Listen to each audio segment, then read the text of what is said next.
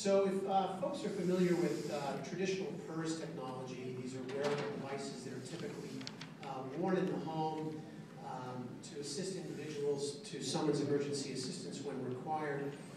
We have developed a product and a service that will leverage some of the progress that PERS has made, but then combine that type of technology with wireless technology to offer a solution in the marketplace where individuals can get this type of coverage while they're in or outside of their home.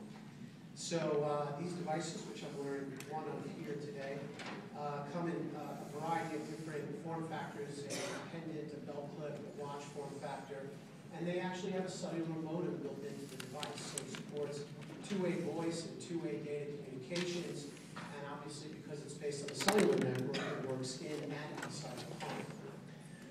Obviously, when an individual is mobile, in order to deliver assistant services to them, you got to find out where they are.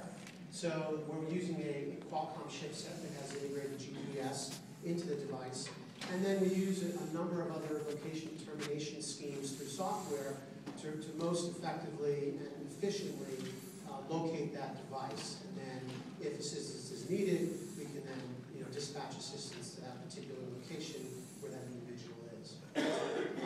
We are going to look at capturing various kinds of information from the individual, just with the goal of being able to serve them when they're in a time of need. So it is very much a personalized service, and it will be running on one of the nation's largest wireless networks, which has got broad coverage, so there's a good degree of effectiveness and reliability there.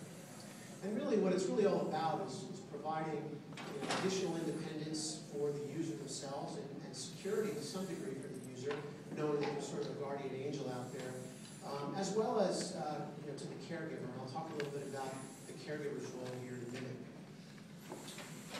When we look at these kinds of solutions, first of all, just to look at some data, today we've got about 37 million folks in the U.S. over 65. As everybody knows, the baby boomers started turning 65 this year, so there's about 10,000 people per day turning 65. And the market's going to go from 36 to 37 million people today to about 70 or 72 million people by the end of 2030. When you look at falls, again, here in the U.S. population, today about 1/3 of all seniors take a fall every year, so it's about 13 million falls per year. As the population increases, the number of falls will increase, so that number of falls is going to look to increase to about 24 million by the end of 2030. So being able to detect and respond to a fall is, we believe, is critical in a solution in a service like this. So there are various techniques that are used to detect a fall. There's a good degree of science that's baked in here, and there are several companies in the market today that have fall detection schemes both for landline solutions as well as one or two that have for mobile solutions. It usually involves embedding various kinds of sensors in the device. The accelerometer is typically a base sensor that you need. We're employing some other types of sensors as well to effectively identify a fall. And then, obviously, once that fall is detected, the systems automatically open up a voice and data channel to the emergency response center. So the individual doesn't necessarily have to push a button on the device to get connectivity to a resource that can provide support to them. Then on the back end, there are various protocols that we would employ to determine and dispatch the appropriate assistance based on the particular case. And again, providing additional safety net for seniors is important. We did quite a bit of market research on these kinds of solutions as we've been developing them. And fall detection typically falls at either the number one or number two most valued type of service and feature of any of the features that are involved in any kind of mobile PERS solution. So we do believe that it's a very important aspect of any solution coming to market. And then I'll talk a little bit about the added peace of mind to caregivers. Basically, what we're going to do is offer a web portal as part of the service. So a family member caregiver can go on and locate an individual using mapping software that's baked into the web application. They can set up all kinds of alerts, so if there's a low battery on the device, they can get alerted on their cell phone or their email.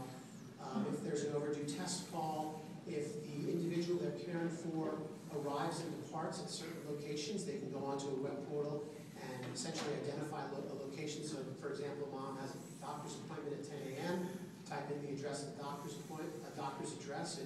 It creates a geographic boundary around that facility, and then when the device enters or exits that particular geographic zone, the family member caregiver can get an alert to their email or to their cell phone.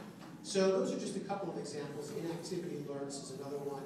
Really the idea being that caregivers are stakeholders in the care of the people that they're watching over, and it's important to try to reduce the burden of care, and this is one way to go about doing that. Obviously, there's a new definition of what a senior is. I guess 80 is the new 60. I think I've heard that somewhere.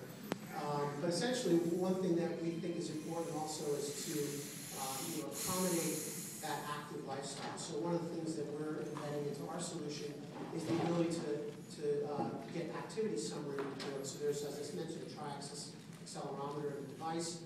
So we can actually report on the number of steps that are taken, just like the pedometer, Robin, who was talking about that earlier. We can also detect various types of activity, and what we intend to do is create a daily activity score. So a caregiver, considered a web portal, and let's say mom has used the device for 30 days and she baselines it at 40. One day she's at 10. Well, that's a sign for a caregiver to intervene, right? There's probably something wrong. So we think that this is a good tool both for the user to kind of get a sense of how they're doing with their activity and regimen, but also for the caregiver to intervene when appropriate. And then inactivity status is also important. You want to make sure that the person you're taking care of or caring for is actually getting up and doing activities of daily life. So the system enables you to set parameters for inactivity. And then again, as the family member caregiver, you can get alerted when that individual is inactive during a time during the day when they should be active. Again, this creates baselines and data trends over time, so whether the individual scores a 40 or a 20 is not so important. It's really the trend that occurs over a period of time, and then when they deviate from that trend, giving that family member caregiver again an opportunity to intervene. So I mentioned before that we're facilitating this caregiver view through a web interface, and a lot of rich features embedded in that. So I'm going to wrap up with this slide by saying that what I've talked about today briefly is really what we see as the beginning. We think that over time, while some might say the device is fairly small and light, we think that the devices will get smaller and will get lighter in general. A lot of what drives that is battery power. So as you improve efficiencies in batteries, you get greater life in smaller sizes and lighter. So we think that the devices will evolve as battery technology evolves. And then we also are looking at the idea of embedding these devices not only in cellular, which is current today, but other kinds of low-power RF radios that would enable communications for this device to communicate with other medical devices around the body, as well as sensors that may be worn on the body. This will then really create what we refer to as a wireless health data hub. So essentially, this system captures data from various types of medical devices in the body, on the body, and around the body, and then transmits that data over the cellular network, and then serves that data back up to the stakeholders, the user themselves, the caregiver, etc. So we think that this wireless hub functionality is going to be important in the future. And then finally, last but not least, embedding various types of medical sensors in the device and enabling it to do vital signs monitoring. So we think the future for these kinds of solutions are very bright, and we look forward to participating in it. Thanks very much.